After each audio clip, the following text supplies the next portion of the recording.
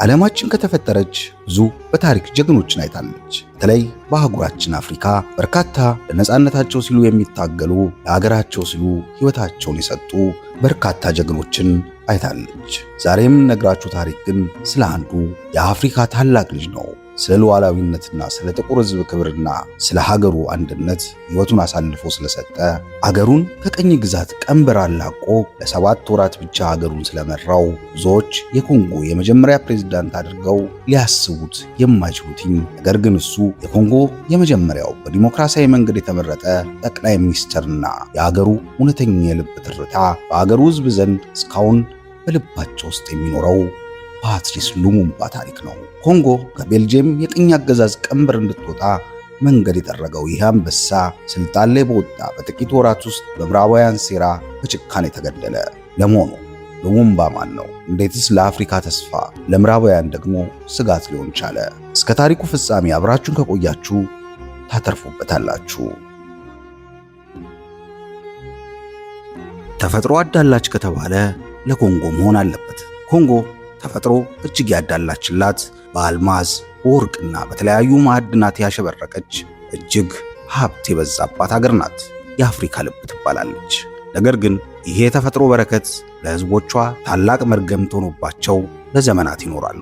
የዚህ ታላቅ ሰው ታሪክ የሚጀምረው ኦናሎዋ በተባለች ከዱንያ ጩኸት በራቀች ትንሽ የኮንጎ መንደር ውስጥ ነው። እንደ አውሮፓውያን አቆጣጠር ጁላይ 2 ቀን 1925 ዓ.ም አባቱ ፍራንሷ ቶሎንጋ እና እናቱ ጁሊያ አማቶ በተባሉት ምስኪንና ታጋሽ ገበሬዎች ቤት አንድ ወንድ ልጅ ተወለደ።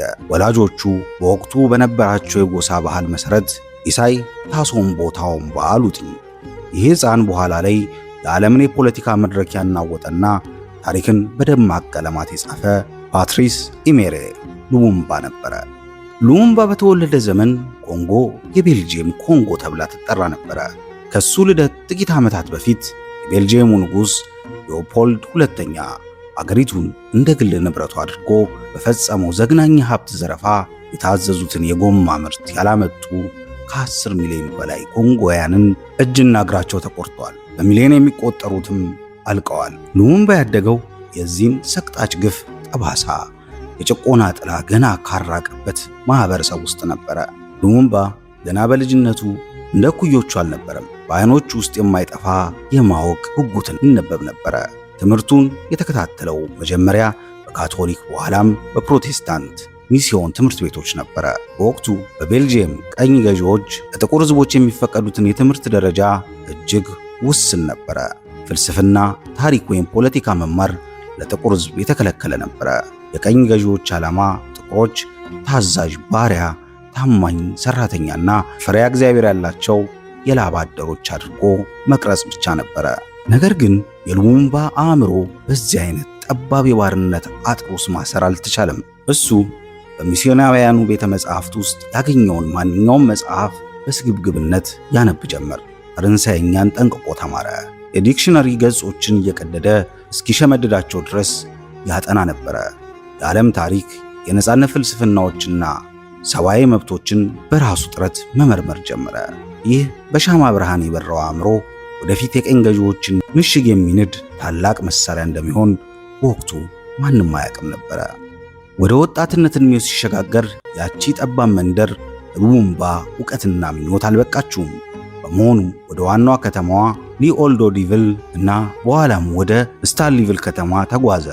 በዚያም በፖስታ ቤት ውስጥ በጸሐፊነት በሂሳብ ሰራተኝነት ተቀጠረ።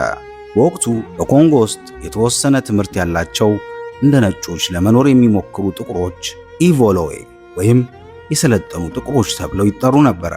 ቤልጅየሞች እነዚህን ወገኖች የተሻለ መብት እንደሰጧቸው ቢያስመስሉም እውነታው ግን ሌላ ነበረ። እሱም በወቅቱ የነበረው የክብር የደሞዝ ልዩነት ነበረ። ነጭ ሰራተኞች ከፍተኛ ደሞዝ፣ ሙሉ መብትና ክብር ነበራቸው። ኢቮሎዌ ወይም ጥቁሮቹ ዝቅተኛ ደሞዝ፣ የተገደመ መብትና እንደ ሁለተኛ ዜጋ የሚቆጠሩ ነበሩ። ሉሙምባ በፖስታ ቤት ውስጥ ሲሰራ ይህንን ግፍ በተግባር አየው። እሱ ከነጮች በላይ ጠንክሮ ቢሰራም የሚከፈለው ደሞዝ ግን ከነሱ በ10 እጥፍ ያነሰ ነበረ። በጥቁርነቱ ምክንያት ብቻ ነጮች ክበብ መግባት፣ እኩል መብላትና እኩል መከበር አልቻለም። ይህ የዕለት ተዕለት ስድብና መድሎ በወጣቱ ሉሙምባ ልብ ውስጥ ትልቅ ቁጭትና እሳትን አጫረ። ታዲያ ይሄ ጀግና ሉሙምባ ዝም ለማለት አልመረጠም። ብዕሩን አነሳ።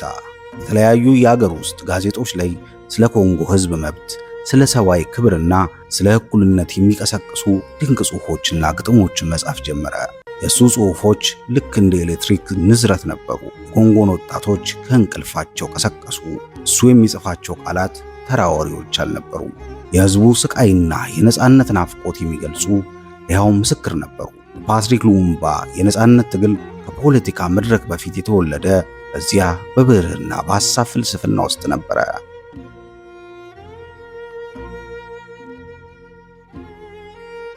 በ1950ዎቹ መገባደጃ ላይ በመላው አፍሪካ ምድር ላይ አንድ ታላቅ የለውጥ ነበልባል መነሻውን አደረገ።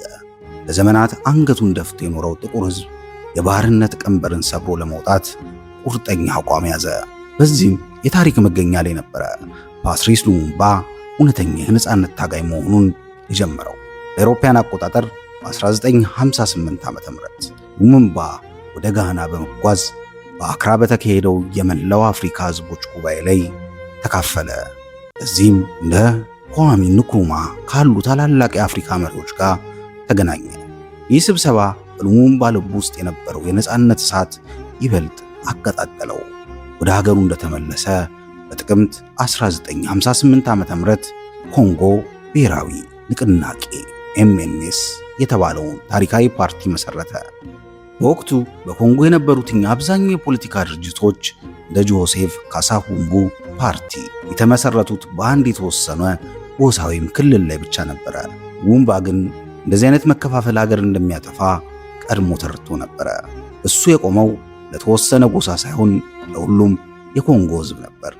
ዓላማው አንዲት የተባበረች ጠንካራና በጎሳ ፖለቲካ የጸዳች ነፃ ኮንጎን መፍጠር የሚል ነበረ።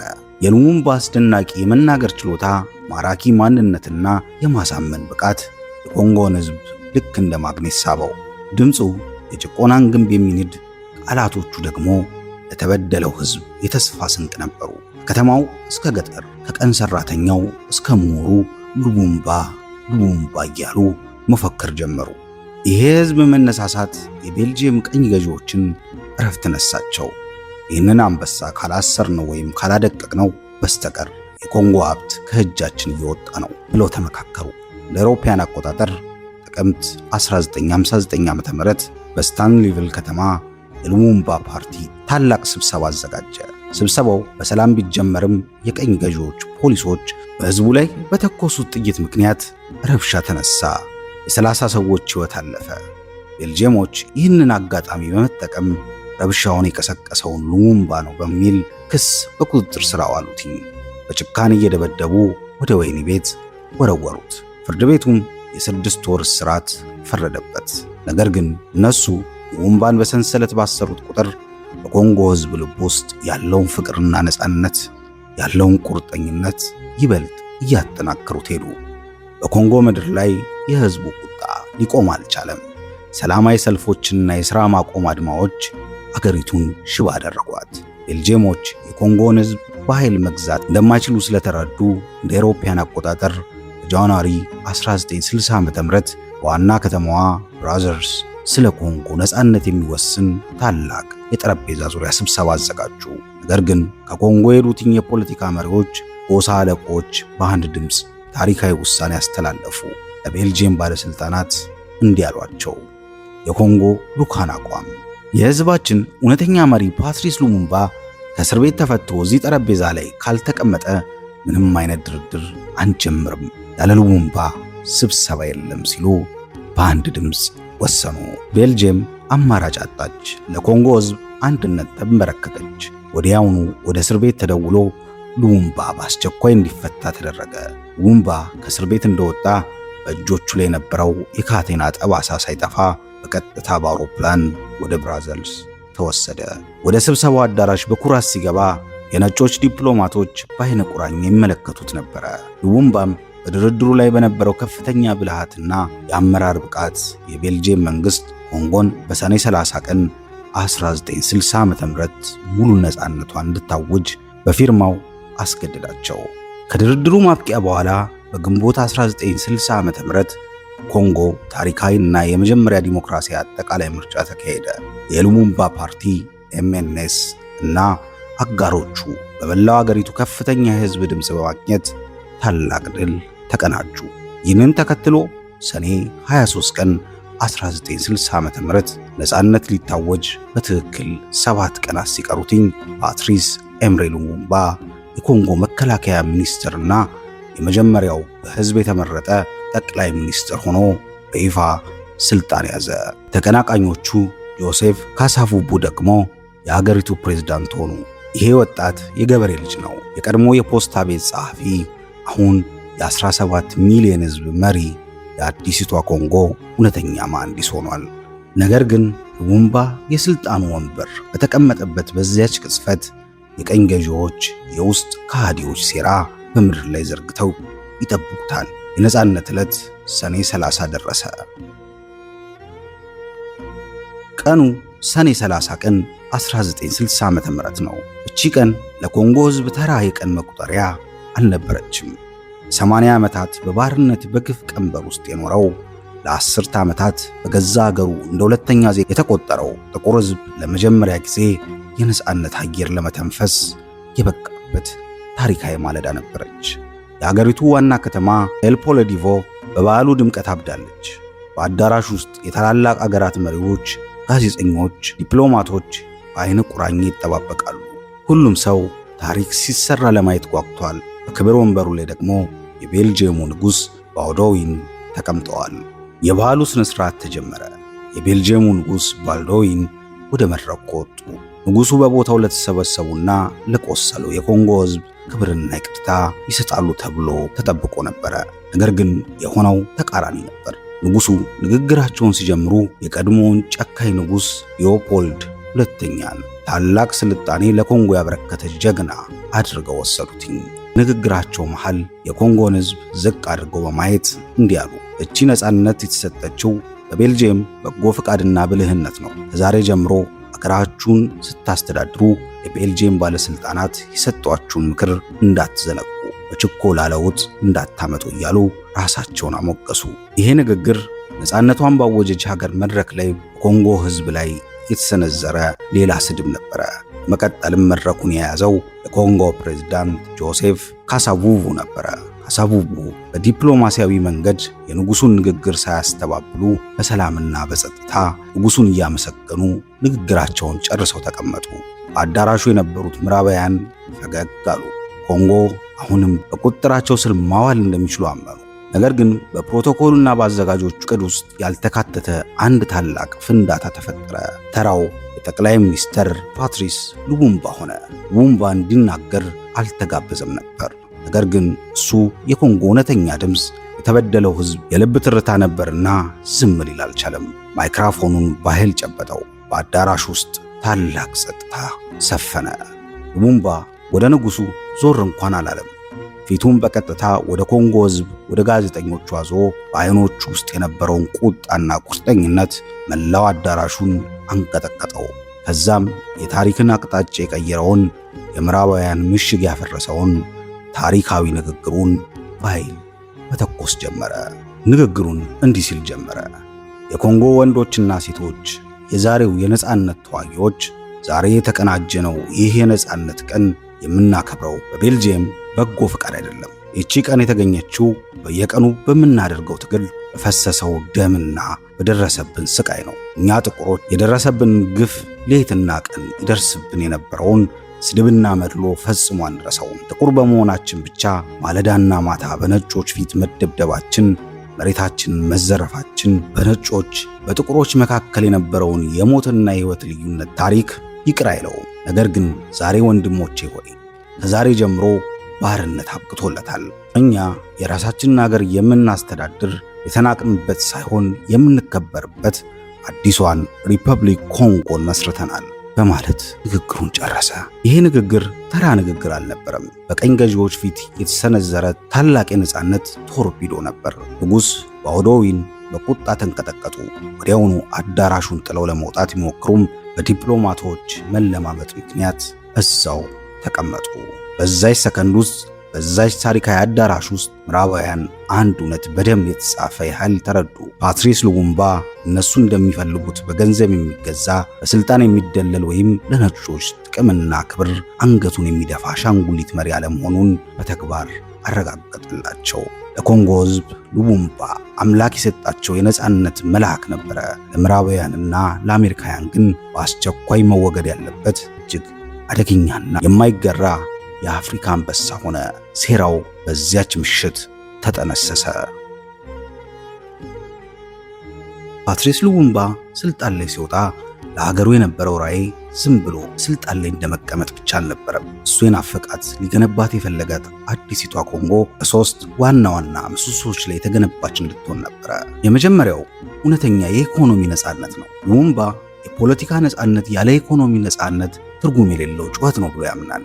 የኮንጎ ምድር እጅግ የበለጸጉ የተፈጥሮ ሀብቶች አሏት። እንደ መዳብ፣ ኮባልት፣ አልማዝና ዩራኒየም ለምዕራባውያን ኩባንያዎች ማበልጸጊያ መሆናቸው አብቅቶ በቀጥታ ለምስኪኑ የኮንጎ ሕዝብ የትምህርት፣ የጤናና የኑሮ እድገት መዋል አለበት የሚል ጽኑ አቋም ያዘ። በሁለተኝነት ደግሞ የፓን አፍሪካኒዝም መንፈስ ነው። ኮንጎ ብቻዋን ነፃ መውጣቷ ሙሉ እንደማያደርጋት ያውቅ ነበረ። በመሆኑም እንደ ጋናዊው መሪ ኳሚ ንክሩማ ሁሉ መላው አፍሪካ የቀኝ አገዛዝ አሽቀንጥራጥላ በአንድነትና በጥንካሬ የራሷን የፖለቲካና የኢኮኖሚ ህብረተሰብ መፍጠር አለባት ብሎ ይሞግትም ነበር። በሶስተኝነት ደግሞ ፍጹም ገለልተኝነት ነው። በወቅቱ ዓለም በአሜሪካ የሚመራው ምዕራባውያንና በሶቪየት ህብረት የሚመራው ምስራቃዊ የቀዝቃዛ ጦርነት ፍልሚያ ውስጥ ነበሩ። ሉሙምባ ግን ኮንጎ የማንም ሀገር አገልጋይ እንዳትሆን ገለልተኛ አቋም መረጠ። ነገር ግን ይሄ የሉሙምባ ራዕይ ለምዕራባውያን ካፒታሊስቶች ታላቅ የሞት ደውል ነበረ። የኮንጎን ሀብት ለዘመናት በነፃ ሲመጠምጡ የኖሩትኝ የቤልጂየም እና የአሜሪካ ግዙፍ ኩባንያዎች ይሄ መሪ ሀብቱን ሊነጥቃቸው መሆኑን ሲረዱ በውስጣቸው ታላቅ ቁጣ ተቀሰቀሰ። ታዲያ ኮንጎ ነፃነቷን ባወጀች በሳምንት ጊዜ ውስጥ አገሪቱ ወደ አስፈሪ ቀውስ ውስጥ እንድትገባ ተደረገች። ለዚህ ደግሞ ዋነኛው ሰበብ የቀድሞ የቤልጂየም ወታደራዊ መኮንኖች ነበሩ። በወቅቱ ፎርስ ፐብሊክ በሚባለው የኮንጎ ጦር ውስጥ ከፍተኛ ማዕረግ ያላቸው መኮንኖች በሙሉ ነጮች ቤልጂየሞች ነበሩ። ጥቁሮች ወታደሮች ግን ዝቅተኛ ረዳት ብቻ ነበሩ።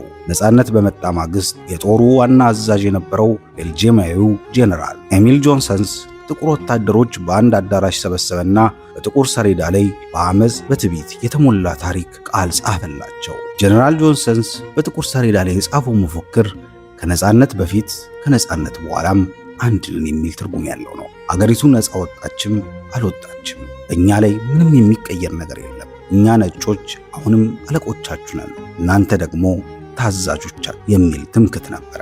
ይህ በትዕቢት የተሞላው ድርጊት በጥቁር ወታደሮች ልብ ውስጥ የነበረውን ቁጣ ቀሰቀሰው። ሰራዊቱ በነጭ መኮንኖች ላይ አመፀ። መሳሪያዎችን ይዘው ጎዳና የወጡትኝ ወታደሮች ነጮችን ማባረር ጀመሩ።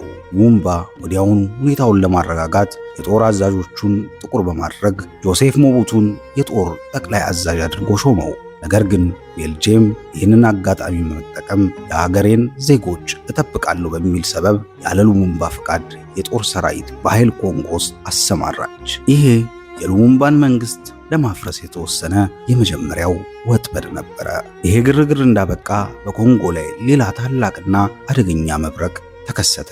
ሐምሌ 11 ቀን 1960 ዓ.ም ኮንጎ ነፃ በወጣች በ11ኛው ቀን እጅግ በሀብት የበለጸገው የኮንጎ ካታንጋ ግዛት በሙሼ ሾምቤ መሪነት ከእንግዲህ ከሉሙምባ መንግስት ጋር አልኖርም፣ ከኮንጎ ተገንጥያለሁ ስትል አወጀች። ይህንን መገንጠል ከጀርባ ሆኖ የገነቡት ገንዘብና የጦር መሳሪያ ድጋፍ የሰጡት እነማን ናቸው? የቤልጂየም መንግስትና ካፒታሊስት ኩባንያዎች ነበሩ። ዓላማቸው የካታንጋን ምድር ይዘው በዛው ብዝበዛቸውን ለመቀጠል ነበረ። ነገር ግን ከዚህ ሁሉ በስተጀርባ ዓለም ያልተረዳው ሌላ ታላቅ ሚስጥር ነበረ። የዩራኒየም ሚስጥር። ካታንጋ ግዛት ውስጥ ሺንኮሎቪዮይ የሚባል በዓለም ላይ እጅግ ንጹህና አደገኛ ዩራኒየም የሚገኝበት ማዕድን ነበረ።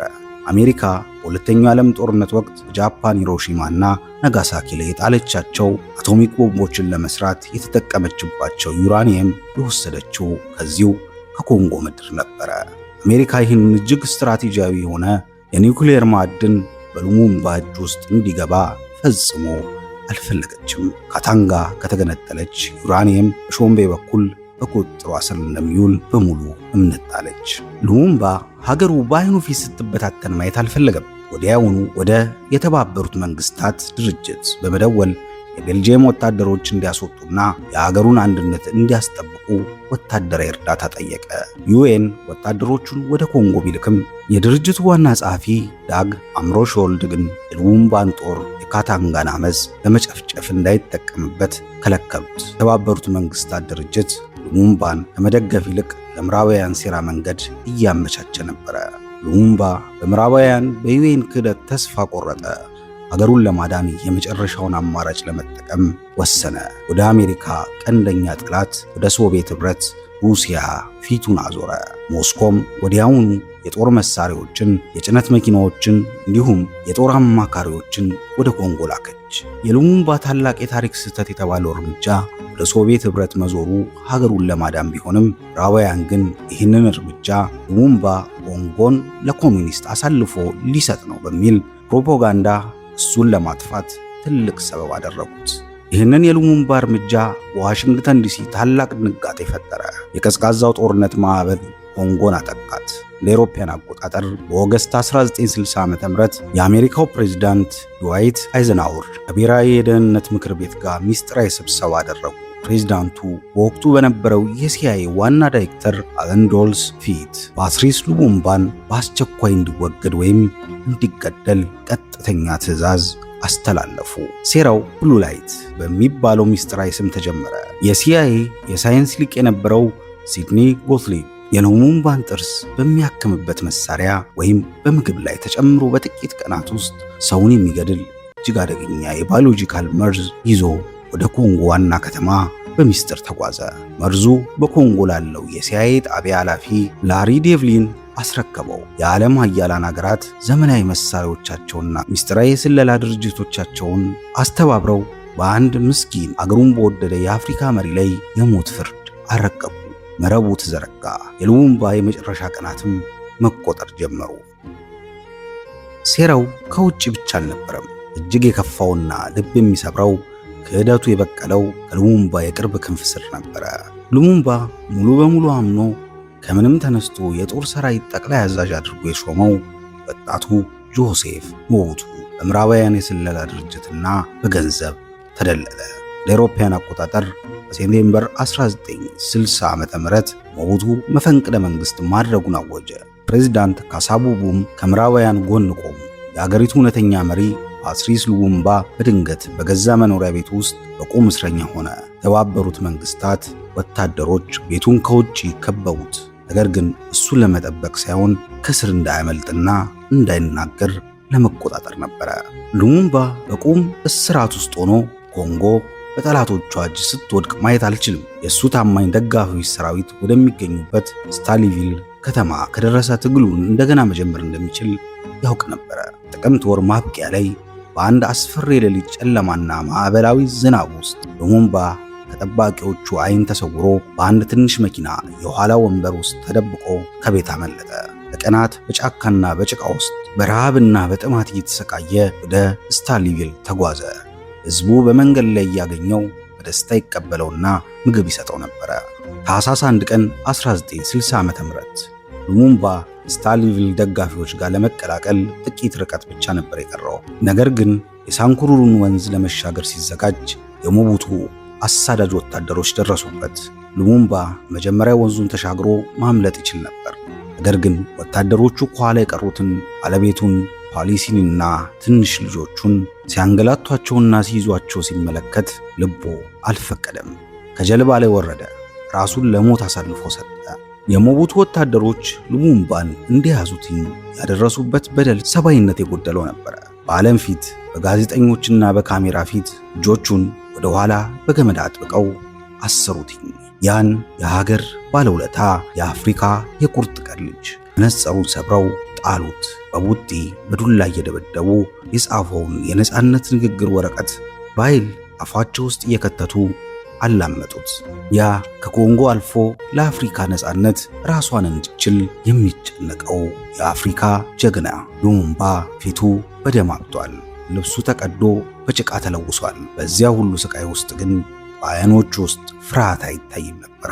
በኩራት ቀና ብሎ ጠላቶቹን በትዕግስት ይመለከታቸው ነበር። ሉሙምባን በአውሮፕላን ጭነው ወደ ዋናዋ ከተማ ሲመልሱት ክህደቱን የጠነሰሰው ጆሴፍ ሞቡቱ በቪላ ቤት በረንዳ ላይ ቆሞ የቀድሞ አለቃውና ባለውለታውን በደም ተለውሶ ሲያልፍ በደስታ ይመለከት ነበር። ሉሙምባን ታይሴቪል ወደሚባለው ጨለማ ወታደራዊ እስር ቤት ወረወሩት። ጥር 17 ቀን 1961 ዓ.ም የሉሙምባ መኖር ለእስር ቤት ጠባቂዎች እንኳን ሳይቀር ተጽዕኖ ማሳደር ጀመረ። ወታደሮቹ ሳይቀሩ ለሱ እያደሉ መሆኑን ምዕራባውያኑ አስፈራቸው። በመሆኑም እሱን ሙሉ በሙሉ ለማጥፋት የመጨረሻውን ውሳኔ ተላለፈ። ሉሙምባና ሁለት ታማኝ ጓደኞቹን የሀገሪቱ መከላከያ ሚኒስትር የነበረው ሞሪስ ሙምፓሌ እና የፓርላማው ምክትል አፈ ጉባኤ ጆሴፍ ኦኪቶ በአውሮፕላን ጭነው ወደ ካታንጋ ወደ ጠላቶቻቸው ወሰዷቸው። በአውሮፕላን ውስጥ ሳሉ እንኳን ለሰዓታት በጭካኔ ሲደበድቧቸው ነበረ። አውሮፕላኑ ካታንጋ ሲደርስ ሦስቱም መሪዎች መቆም እንኳን አይችሉም ነበር። የካታንጋው መሪ ሙሼ ሾምቤ እና የቤልጂየም ወታደር መኮንኖች በቦታው ተገኙ። በዚያው ዕለት ምሽት ወደ ሉምቡሻ አቅራቢያ በሚገኝ አንድ ጥቅጥቅ ያለ ጫካ ውስጥ ወሰዷቸው። በትላልቆች ዛፎች መሃል አንድ ትልቅ ጉድጓድ ተቆፍሮ የጭነት መኪኖች መብራት በርቶ 3 ጀግኖች በጉድጓድ አጠገብ አቆሟቸው። በመጀመሪያ ጆሴፍ ኦኪቶን በጥይት መቱት። ቀጥሎም ሞሪስን ገደሉት። ፓትሪስ ሉሙምባ የጓደኞቹን አስከሬን እየተመለከተ የመጨረሻውን ጸሎት ለአፍሪካ ያለውን ፍቅር በልቡ እያጉተመተመ በቤልጂየም መኮንኖች ትዕዛዝ ሰራዊቱ የጥይት እሳት አዘነቡበት።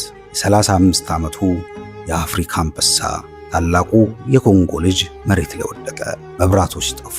የኮንጎም ጨለማ ዘመን በይፋ ተጀመረ። ግድያው ከተፈጸመ በኋላም ቢሆን የምዕራባውያን ፍርሃት አልቆመም ነበረ። የሉሙምባ መቃብር ከተገኘ ሕዝቡ ቦታውን እንደ ቅዱስ ስፍራ በመቁጠር ለአመፅ መነሻነት እንደሚያደርገው ያውቁም ነበረ። ስለዚህ ከቀናት በኋላ ጄራርድ ሶቴ የተባለ የቤልጂየም ፖሊስ መኮንንና ወንድሙ አስከሬኑን ከቀበሩበት ጉድጓድ በሚስጥር አወጡት።